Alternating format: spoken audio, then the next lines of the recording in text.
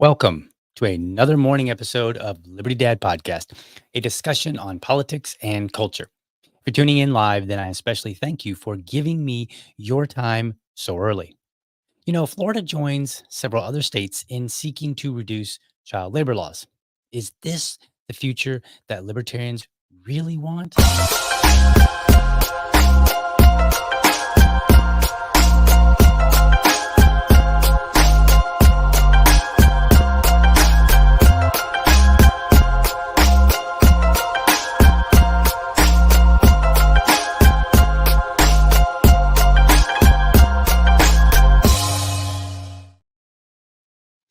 All right, so we're back today, and I'm going to go over another bill. So I'm going to do a bill review again today. It's going to be awesome.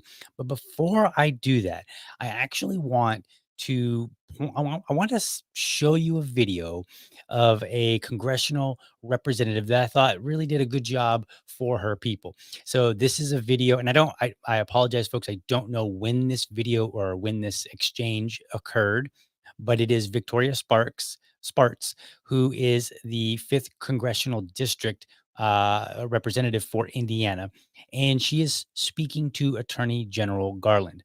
Now, I've kind of only cut out like a portion of it because this particular portion is what I wanted to discuss. And I'm not going to take a long time to discuss it. I just kind of wanted to show you this video, and I want to just make a quick point about it.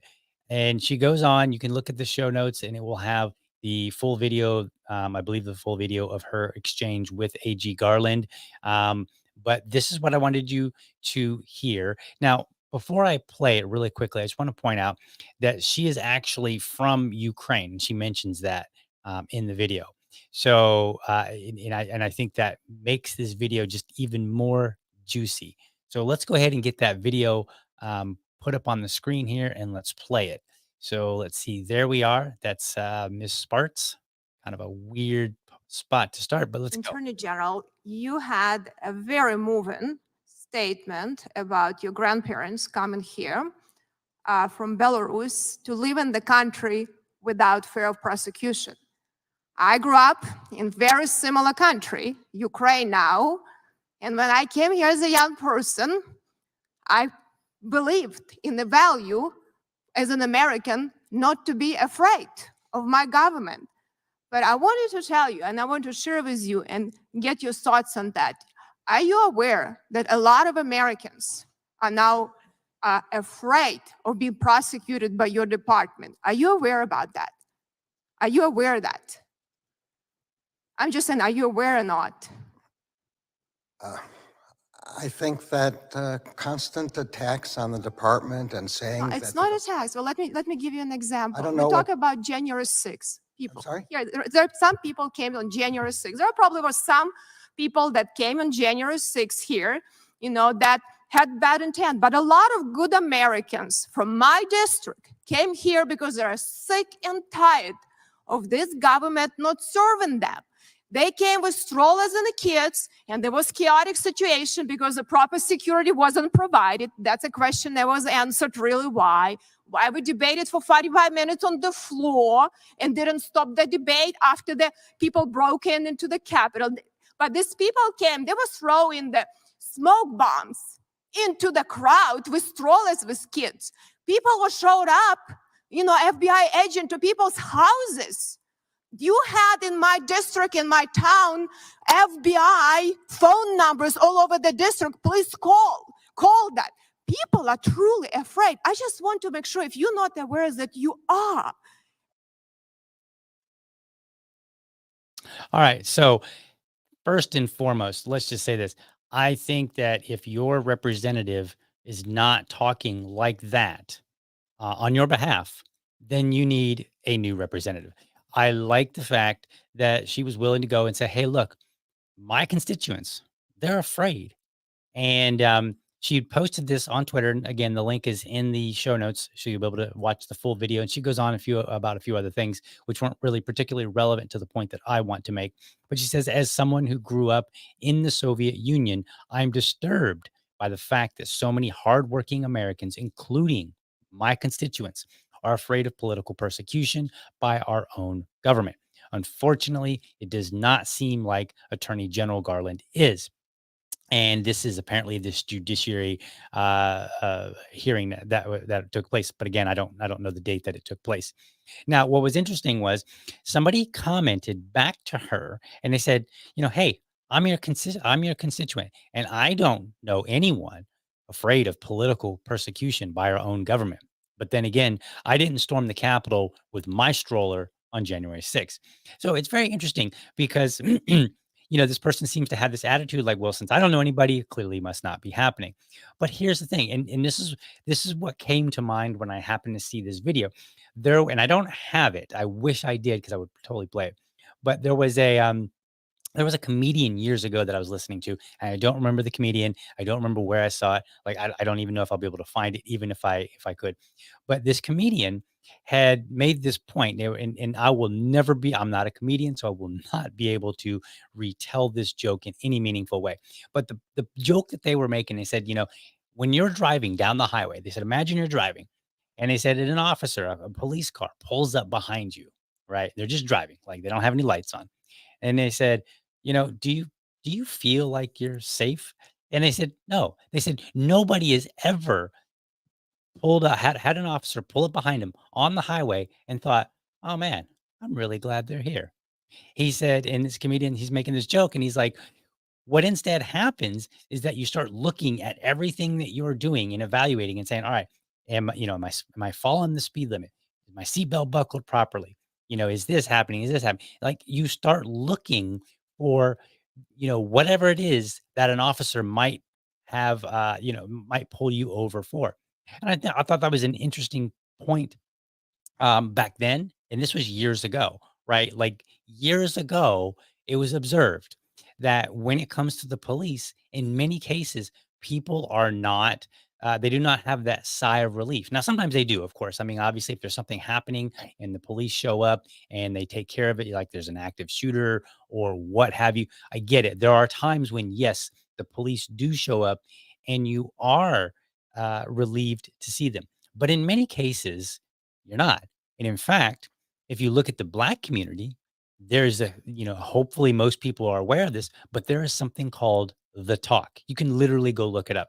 But it's this conversation that Black parents have with their children on, hey, if you have an interaction with the police, here's the things that you need to do to try to minimize any negative any negative outcome. Right. And so there is a large number of people that simply do fear their government in one way or another. Now, that also includes me, and to some degree. Now, I don't think that I'm irrational. Like I like to think that I'm a rational person. So let me tell you a story, and then we'll get on to this bill review here. But let me tell you the story that happened here in my house that I live in right now. So this was before my son was born. It was before my mother-in-law was here. So it was literally just me and my wife. And at the time we had a dog. And the dog's name was Daisy. And for me, I do not allow the dog to come into the bedroom. I'm very firm on that. So the dog has to stay outside, in the regular quarters or whatever. And so I go to bed and it's pretty late. It's probably like midnight, maybe 12:30 or something like that. And I go to bed and I decide, you know what? Still not kind of tired. So I start reading or watching something on YouTube, or I don't know. I was doing something on my laptop or on my tablet. And I know I had my headphones in. And then when I was like, I'm kind of done, I'm tired, probably about a half an hour later, I pulled my headphones out and I start hearing this sound, like, well, that's not really how it sounded like, but I started hearing this sound that was coming outside of the door. I'm like, what is that sound? It sounds like, to me at the time, it sounded like somebody was moving things around in the house. And I was like, is there somebody in my house? And at the time, I had no security cameras that I could just take a look at, like no Ring devices or anything like that. And so I couldn't look out there. Right now, I know some of you might be like, "Oh, dude, you just grab your gun and go out there." We're not going to get into that, but that's actually bad advice. So I'm now in my bedroom and with my wife, and I'm hearing some noise outside, and the door. There's a large room outside of our bedroom door. And so I'm like, man, what is that? And I'm listening. I'm trying to decide, like, is this a problem? Do I need to do anything? So I quietly sneak over and I lock the door. I just kind of, really quietly lock the door. And I'm listening by the door and I'm like, all right, definitely sounds like something. So finally, I decide, I don't know what's going on out there, but we're gonna find out. We're just gonna call the police. So I call 911 and I kind of go into the closet because I don't want to wake my wife up, and also I want to be able to communicate. So I call 911 and I'm like, I think there's somebody in my house. I'm whispering, and they're like, okay, sir, where do you live? And they're getting all the details, and I'm like, I'm over here at such and such address, blah blah blah. And they're like, all right, who's in the house? And they're asking me all these questions, and I'm giving them all the answers. So they send the police, and I didn't at the time. Um, I didn't time it, right? Like, I didn't look at the time, so I don't have any gauge on how long I was on the phone with the dispatcher. Probably like 5 to 7 minutes. It wasn't very long, but it felt at the time like a very long time. And, so there I am talking to this, dispatcher, and then at a certain point, she's like, "Alright, the officers are at your home. It's safe to come out." And then she says, "Please describe yourself so I can communicate to the officers what you look like." Actually, I think she said that before it was, so she's like, right before, she was like, "All right, the officers are getting close. Please describe yourself so I can tell them what you look like." Then it dawned on me. I was like, "Oh my God, I just invited armed men to my house in the middle of the night, telling them that there may be somebody that doesn't belong in the house, and they don't know what I look like. They don't know who I am." And so I started kinda like, and mentally, I'm freaking out. I'm like, "Oh my god, what if they think I am the intruder? What if I get mixed up? What if they shoot me?" You know? Because there are stories where this has happened. So so now I'm frantically kind of like describing myself. I'm like, "I'm bald, I wear glasses." I think I describe my glasses to a T. I'm like, "I'm 5 foot such and such, 5'3". I'm wearing a white T-shirt. I got such and such color boxers on, blah blah blah. I'm describing like everything. I'm like, I got a I got a scrape on my foot, whatever. I like describing everything that I can because I am nervous now that the police who I called are at my house because I'm concerned that they may shoot me instead of the potential intruder that we had in the house. So she tells me it's safe to go out. So I go out, and the first thing I do, I start flipping light switches like left and right. I'm like flipping light switches. I'm like, I'm the owner. I'm the owner, you know, and turns out when they came in, they cleared the house and they did all that, running around. And then they go into the living room, and my dog is in the living room. She was a very chill dog. She was not particularly a guard dog, like at all. Very cool dog, very chill dog. She's since passed. But they go in and they're like, "Oh, it looks like your dog has found some food." And I look over and I see that she's chewing on, I think it was like a bottle of like nuts, like macadamia nuts or something like that. And she was chewing on it. And then I was like, "Oh." And I'm pretty sure that's the noise that I heard. Like, she was trying to chew on it and it was rubbing because we have tile floor. And so she was making all this noise trying to get in the macadamia nuts.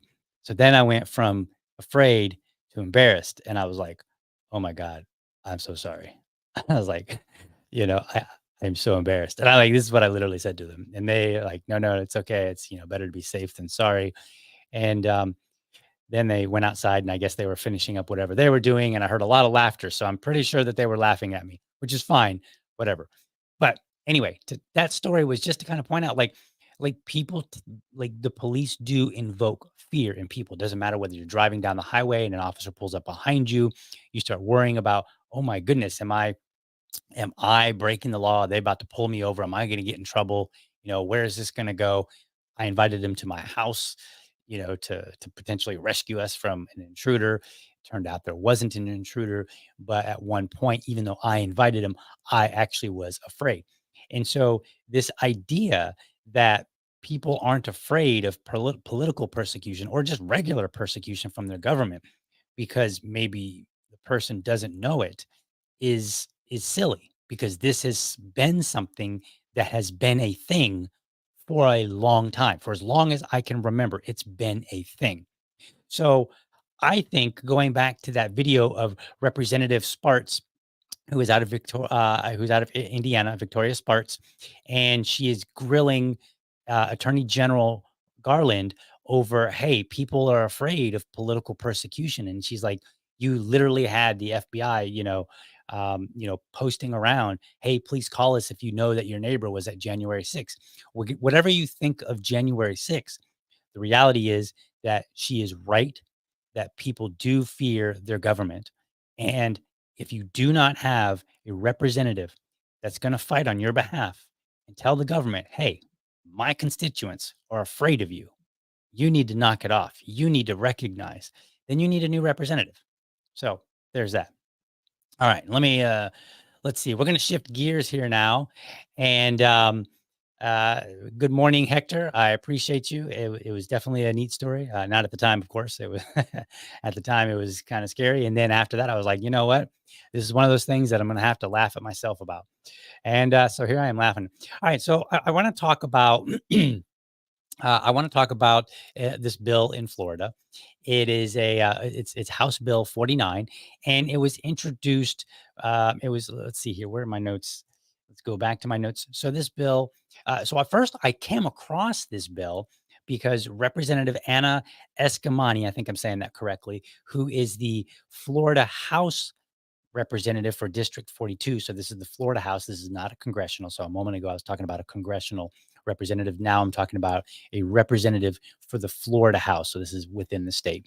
She tweeted about this bill, and I was like, what? And I saw it come across my feed. So here's what she said. And I'm not going to pull it up on the screen, but she said, Florida now joins other conservative states in attempting to gut child labor laws. This bill would allow minors to work full time and overnight. What happened to let kids be kids? And then she links to the bill. It's a HB 49 called Employment and Curfew of Minors. And so that was, and then she posts a follow up tweet after that where she links to a Washington Post article. We all know what a great organization the Washington Post is. Hopefully, you caught the sarcasm there. And the title of their article was "The Conservative Campaign to Rewrite Child Labor Laws." And so then it's talking about, it's like Florida-based think tank and lobbying group drafted state legislation to strip child labor. Like they're making this sound like a terrible thing, right? And maybe it is, or maybe it's not, right? So I'm going to talk about this idea of let kids be kids and whether or not it's a bad idea. Now, libertarians, we get in trouble for this all the time, right? Because we're like, hey, you know what? If a child wants to work, they should be able to go and get a job. And and a lot of people are like, oh, you want children in the coal mines. Well, that's actually not true. We don't actually want children in the coal mines. We just like to think a little bit further than, oh my God, a child can work. They're all going to be in the coal mines. They're all going to be sewing Nike shoes here in America. But when you think a little bit further, the question you have to ask yourself is, well, what happens if they're not able to work? Well, as it turns out, we have some stories, and I'm gonna share with you a real life thing that actually happened here in the United States. You may remember the name Adam Toledo.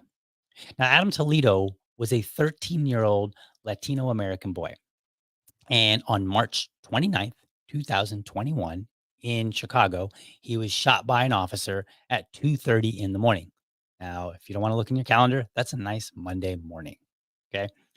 And around that time, there was a lot of controversy because the story goes, here's the details. He was out with a 21-year-old man. There is some system that Chicago has that like recognizes what is seen, what may be gunshots and alerts police. I'm not particularly familiar with this particular technology, but the police were alerted that there were some gunshots. So they show up and they find Adam, and I think Adam and this man split up. And so the police take chase down an alleyway with Adam, who happens to be armed at this point. So as the police catch up to him, and there's video of it, but I'm not going to show the video because I don't particularly want to show something that's graphic. But there's the video from the officer's cam, from his from the camera that he's wearing, his body cam, and The officer, catches up with them. Adam is by a fence, and the officer yells, you can see that he's got a gun in his hand. He's not pointing it at the officer, and this all happens extremely quickly. So when the ultimate end result is that the officer demands he shoots it. The kid throws it to the side, and so he looks. It's like he's trying to throw it, like maybe behind the fence that he's at, but he does it very, very quickly. And the way he's angled in the video, it's not exactly clear what he's up to, until you watch through the whole thing. And he goes to throw it behind the fence. The officer, recognizes a quick movement and shoots Adam. Adam dies. Okay. So now when I ask, what is the alternative? The question we have to ask is like, what is the alternative? It's not that libertarians are looking to put kids in coal mines, but we want them to be able to produce value. And that doesn't necessarily mean that the only value that you can produce is at work. There is value potentially at school. Now, bear with me, libertarians. I'm only saying in the concept of school, so I'm not making an announcement that I'm supporting public schools necessarily. But the idea of school in itself does produce value because you are learning, and that learning, that education, can go towards something in the future. So a lot of people will argue this, say, "Well, Adam should have been at home," and yeah, he should have been at home, but he wasn't. Okay. Now, in Illinois, the laws, and I'm not going to try to pull up the laws here, but the laws are pretty limiting when it comes to somebody who's 13. So I think that the ages of 14 and 15, they're pretty restrictive. They lighten up a little bit on 16 and 17. And then of course, when you're 18, you're an adult. So I think for the most part, you're pretty eligible to take on any work. So, but he was 13. And so at the age of 13 in Illinois, there's a like the limit. I think it's like farming or something like that, but it's very, very limited. And so, the question that I feel like we have to ask is, what is the alternative when somebody isn't doing what we expect them to do? And I think this is what I mean by producing value. The alternative for Adam was not working. The alternative, if he was going to be in trouble, let's say he had a bad home life. I'm not particularly familiar with his home life. So he's not doing the things that we would expect of him as a society. So then his alternative, well, it's not work because he can't go and get a job, right? Or the job that he can get is extremely limited. So therefore, he's going to hang out with people that give him something to do, because every 13-year-old boy is going to find something to do. And so I think this represents part of the problem, is that we've limited what a kid can do. And so therefore, they find other things to do that don't have limits. And let's face it, the black market doesn't have limitations. I mean, you might want them to, but it doesn't, because the black market is unregulated. And that's basically where he was operating. He was operating in the black market because there was no competing interest. Now, some people might argue and say, well, DL, how do you know he would have a job? I don't. I don't know that he would have a job. But what I do know is that when I was younger, I had a job, and there were times where my friends wanted to go out, and I would say, "Oh man, I can't. I got to get up in the morning. I got to go to my job." Or they might say, "Hey man, you want to meet up at 10 o'clock?" I might say, "I can't. I'll still be at work." So a job offers a competing interest for something that otherwise may be a problem. So there were times, probably, it's hard to say because I can't guess, but there were times where I might have been getting in trouble, but instead I was working. And because I was working, I was producing value, not only for society, but also for myself. Because the time that I'm in a job working, I'm learning something. I'm learning some sort of discipline or maybe a new skill, whatever the case may be. There's many things that I'm learning, even if it's minor. So the point here is this the future that libertarians want, where we're allowing younger kids to work more and more? Yes, it is. Because what we want is we want kids to have options. We want kids that maybe are that have a bad family life and they don't get the proper direction. Maybe they have an opportunity to get the proper direction elsewhere. Again, I don't know Adam's home life, so I'm not going to say that his home life was bad. It seems like it would be bad. Hey, buddy, my little man woke up. So it seems like it may have been bad because he's out cavorting with 21-year-olds firing guns or at least carrying a gun. I don't know who. I don't remember exactly who it was that they determined fired the gun that alerted the police in the first place. But the catch here is that we want to give people options because when they have options, then they'll start making choices. When you start limiting their options, then they take whatever they still make choices. And when they're limited, they're going to make choices that we may not like. We don't like the idea of a 13-year-old hanging around a 21-year-old shooting guns in the city at 2 a.m. in the morning. That is not something that we want. But we also took away any competing interest for Adam. So now let's take a look at this bill here really quickly. And I'm going to pull this up. And so let's pull this up. So Hector says there is value in the idea of school. Question mark. There are many ways of learning, though.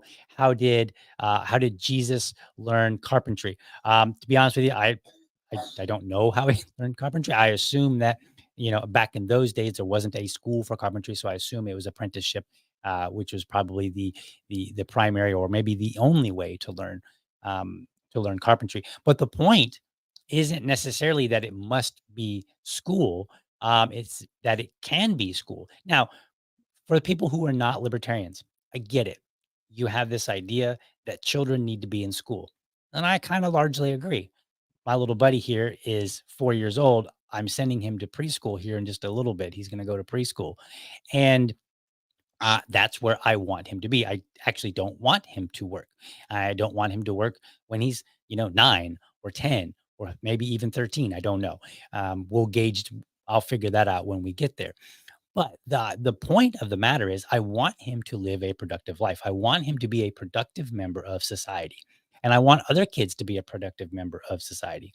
And since I don't have control of the other kids, the only option for me as a libertarian to offer and help ensure is to not limit what they can do. So let's pull that bill review up. Let's pull that bill up. So I'm going to boom, and let's see here. And here we are. All right, there it is. All right, here's the bill. It's actually only 4 pages. So bravo on that. And if you're not familiar with reading bills, the reason this bill is actually 4 pages is not because it's 4 pages of new stuff. What it is they will take a particular statute that's relevant and then all the changes that they want to make, whether they're adding or they're deleting, then that will become the bill. And then you'll just have to go through. And so like this very first portion here, it says a bill to be entitled an act relating to employment and curfew of minors, semicolon, and so on and so forth. So this is basically describing what this bill does. And then you go down here and you say, it says, be it enacted by the legislature of the state of Florida.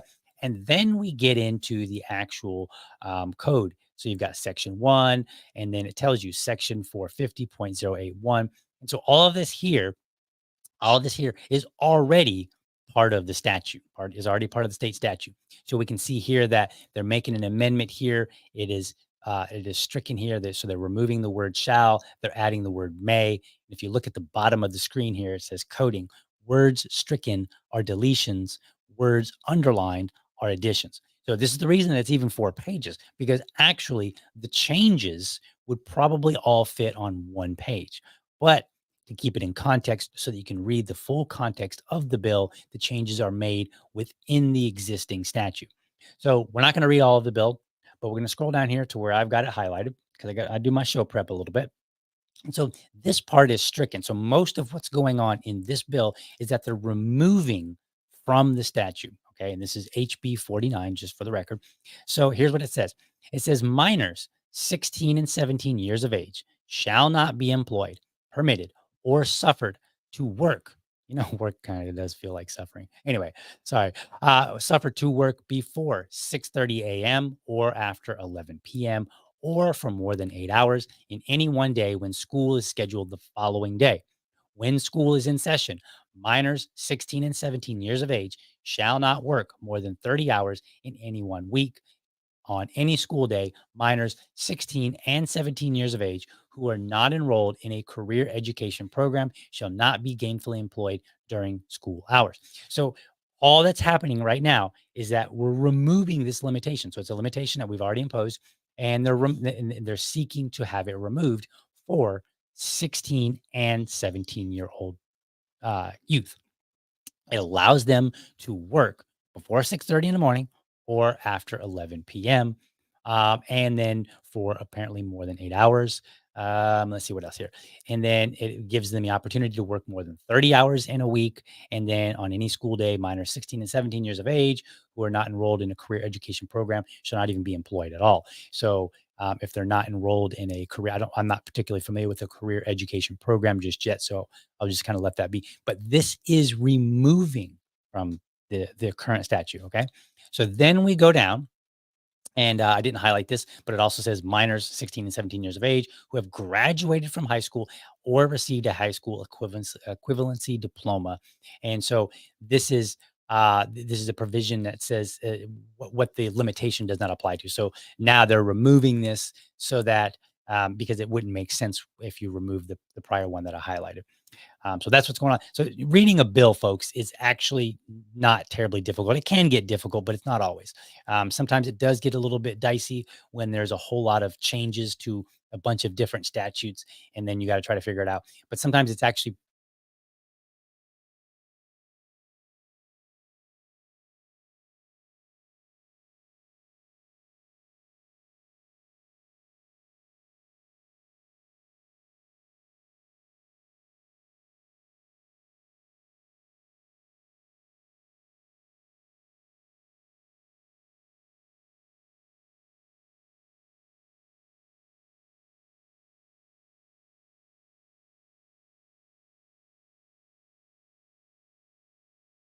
and we go down a little further. I think this is the last one.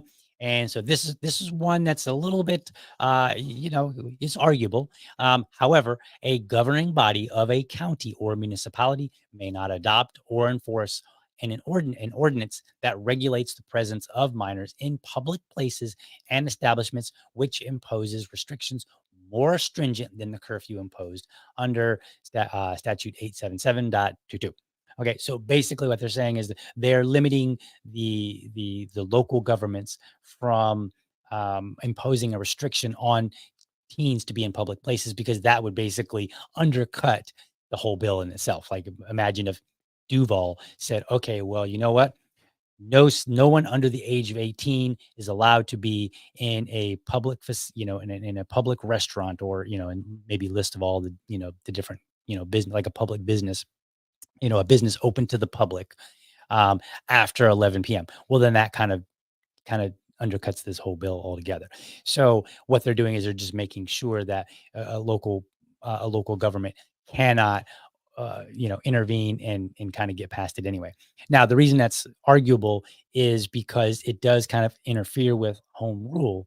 And the idea of home rule is that the local people can decide how they want to be ruled. So people in Duval could say, here in Jacksonville could say, well, maybe we don't want, anybody who's under 18 to be in public businesses after 11 p.m. But maybe Orlando might say, okay, well, we actually think it should be 10 p.m. after 10 p.m. Right. So you might have these varying laws. So we're not going to get into that. Maybe another time I'll do a show on home rule and we can talk about it. But this is the bill. Like that's literally it. This act shall take effect July 1st, 2024. And that's the end of the bill. So it's very easy to read bills, in my opinion. I think that we should, I think that you should read them because if you read them and then you know what it says, at least in general, and you don't have to be a lawyer. I'm not a lawyer. Okay.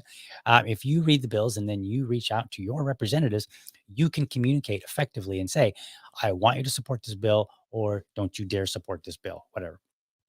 So now back to child labor laws. So all this bill does is it loosens up the restrictions on 16 and 17-year-olds.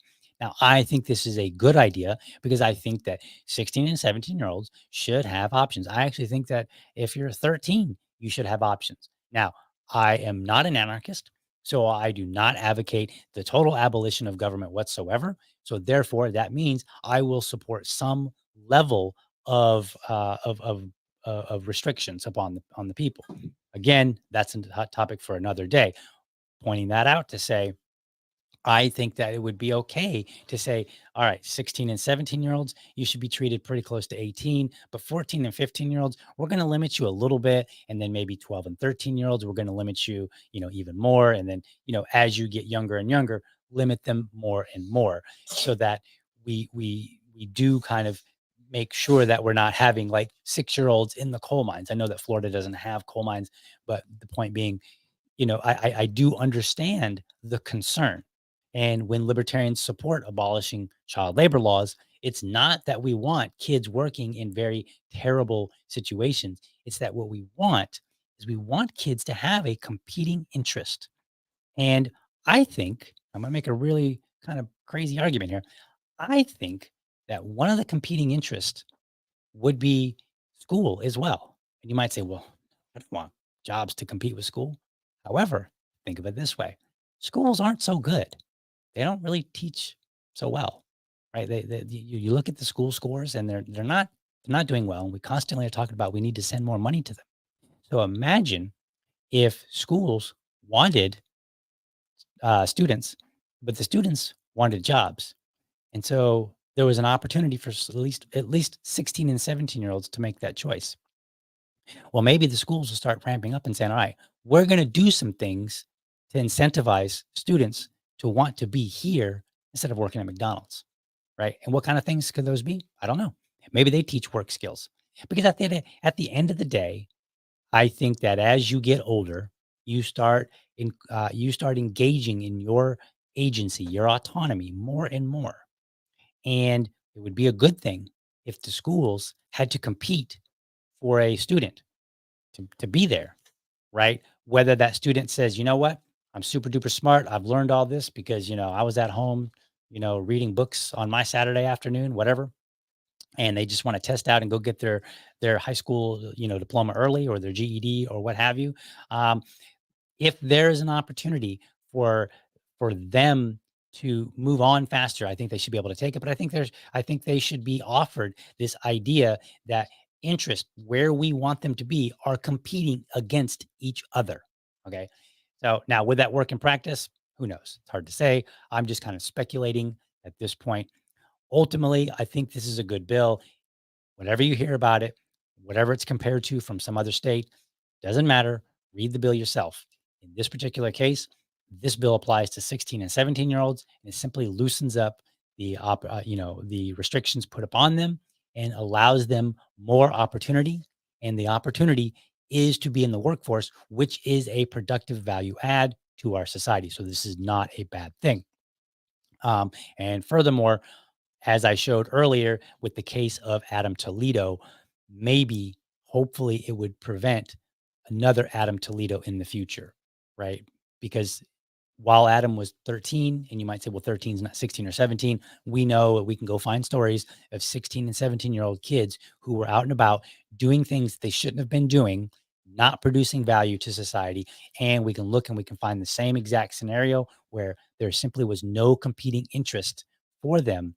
Maybe they had a bad home life, but even kids that have bad home lives understand the value of going to work, getting a job, being there, and making money.